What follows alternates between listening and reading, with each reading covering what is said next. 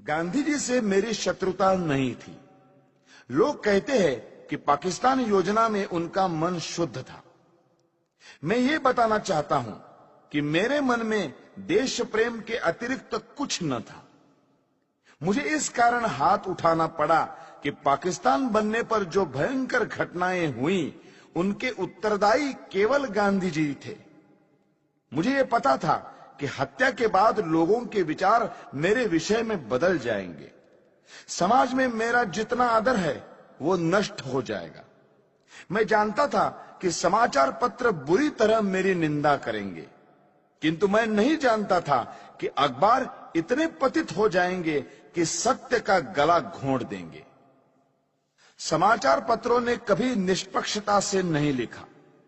यदि वे देश के हित का अधिक ध्यान रखते और एक मनुष्य की व्यक्तिगत इच्छाओं को कम ध्यान देते तो देश के नेता पाकिस्तान स्वीकार न करते।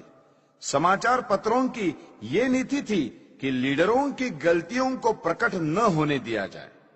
देश का विभाजन इससे सरल हो गया। ऐसे भ्रष्ट समाचार पत्रों के डर से मैंने अपने निश्चय की दृढ़ता को विचलित नहीं होने दिया।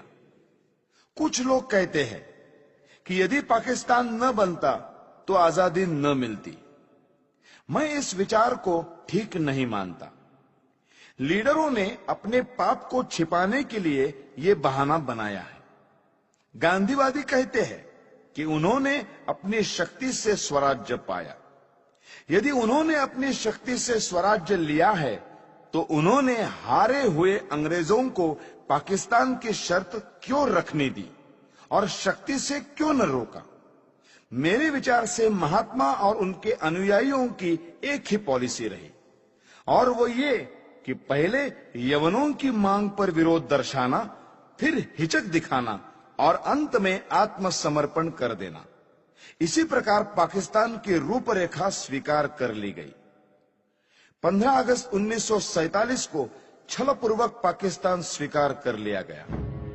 पंजाब, बंगाल, सीमा प्रांत और सिंध के हिंदुओं का कोई विचार नहीं किया गया। देश के टुकड़े करके एक मजहबी धर्मनिष्ठित मुस्लिम राज्य बना दिया गया। मुसलमानों को अपने अराष्ट्रीय कार्यों का फल पाकिस्तान के रूप में मिल गया। गांधीवादी नेताओं ने उन लोगों को देशद्रोही सांप्रदायिक कहकर पुकारा जिन्होंने पाकिस्तान का विरोध किया था, और पाकिस्तान स्वयं स्वीकार करके जिन्ना की सब बात मान ली। इस दुर्घटना से मेरे मन की शांति भंग हो गई।